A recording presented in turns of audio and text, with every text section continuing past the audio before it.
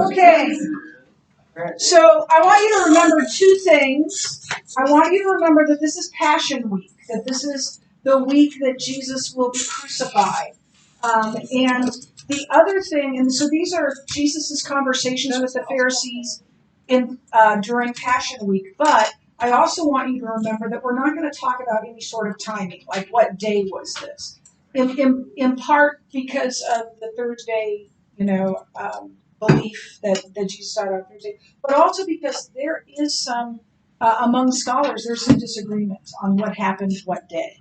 And so we won't really talk about that, but we will talk about these conversations that Jesus had. There we go. And I skip a whole bunch of this. One thing I want to tell you is there's also some debate. Where did Jesus? We know Jesus was in Jerusalem during the day, that whole week, but where did he go at night? Most scholars I've read say that he went back to Bethany because it was within a walking distance. But it is possible that he spent his evenings on the Mount of Olives. Certainly, the last night of his life, he was late at night, possibly early in the morning. He was on the Mount of Olives when he was arrested. Can you just imagine, like being in that place? That just, I don't know. I think it's just me. I can't wait to have a chance to go there if I ever do. I'm hoping God lets us travel during the millennium. Then I can go there. So we're just gonna. It says the events of Tuesday, Nisan 12. We're just gonna call these the events of Holy Week. Okay, these are the events or some events of Holy Week. So the first question has to do with Christ's authority. And when he entered the temple, the chief priests and elders of the people came up to him as he was teaching and said, "By what authority are you doing these things, and who gave you this authority?" So we have this question that is being asked, and Jesus had been in the temple, possibly teaching in the temple, and the Pharisees interrupt him to test him again, right? To try to get him to say something that gets him in trouble with the people, because by and large, at this point, the people love him, right? Because he's healed so many people. And he says such beautiful things. And so they're going to give him these questions, trying to trip him up so that they can have a reason to arrest him, a legitimate, in their minds, reason to arrest him. So the first question is in verse 23, and they ask, "By whose authority are you teaching?" Now, why would they ask that? I'm going to answer my own question. Do you remember I told you how a rabbi became a rabbi, right? A rabbi became a rabbi by being taught by another rabbi, right? They would sit under another rabbi, learn everything he knew, and then they would become a rabbi, and they would have people. That rabbi would teach others. Would have disciples that would teach others. And they knew that he'd never done that. They knew he had been a carpenter. He'd never been schooled. He was unschooled largely. And so then, who's your rabbi again? They're asking, who's your rabbi? By whose authority are you saying these things? Are you doing these things? And they think, he doesn't have it. He's just some dude from Nazareth. He doesn't have anyone. And so they think that he's going to have to admit that he doesn't have a rabbi, and he'll be trapped. Yes? But his knowledge of the Bible and stuff, would his teaching speak for himself? Should have, but when you're wanting to arrest and kill him, you're going to just push that to the side. You're not going to, and they don't believe he is the Messiah.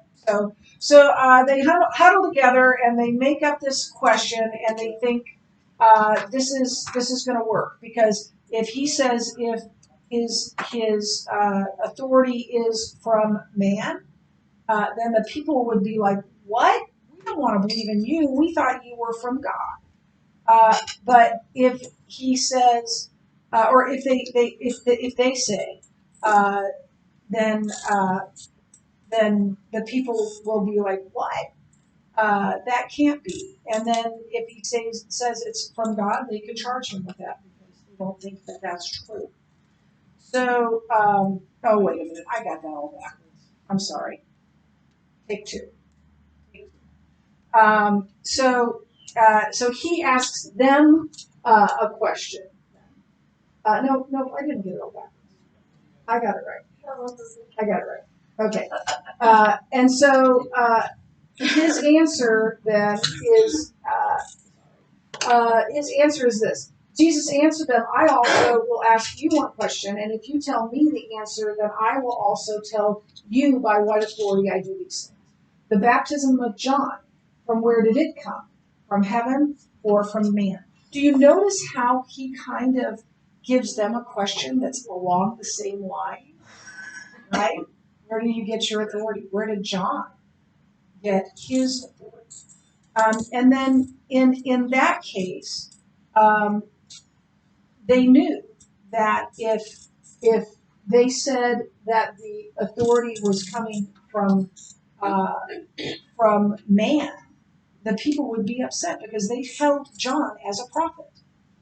If they said his teaching was from God, well, then he can say, well, why didn't you believe it? Why didn't you be baptized? Right? Yeah. So, I remember like 8th grade, we had a debate, I guess. I am not surprised. Yeah. Oh, that's great. It was terrifying. So, yeah. And I don't know if anyone missed this in there. I don't remember. But the guy started asking us questions about some guy who was ill. I don't know. You were scary. And then at the end of the debate, he said, why did you guys answer the question? You guys could have just said, like, that's completely invalid. We're not talking about it. Why didn't they do that? Like, no, we asked the question first. Have you? And this happens to me all the time. Have you ever been in a situation when you're asked a question or you're in a difficult situation and you know you need to say something and you don't know what to say? And in my brain, this is what happens. Like remember Inside Out? And the boy, the girl sees the boy. I think she drops something and he gives it to her, or she drops something and it's the girl, right? And what's going on in his brain? Girl, and he can't do, like, he's completely frozen. That, fight or freeze. I'm freeze. You do not want me in an emergency situation. I'm freeze. And so I think that happened to them. Like, and then they couldn't answer. But it's a good question. I don't know. When we get to heaven, we'll say, of course. And so his, they couldn't answer Jesus' question. And they discussed it among themselves, saying, if we say from heaven, he will say to us, why then did you not believe him? But if we say from man, we are afraid of the crowd, for they will hold that John was a prophet. They all hold that John was a prophet. So they answered Jesus, we don't know. And he said to them, neither will I tell you by what authority I do these things. Here's the thing. They thought they had him trapped. What they didn't realize is they were arguing with God. And arguing with God is always a dumb thing to do. If you are arguing with God, just give up. Because it's not good to argue with God. In fact, probably the sermon I remember most from my former pastor was a sermon on arguing with God and how dangerous it is. And it's why I'm here. And on Monday, I'll tell you what I do.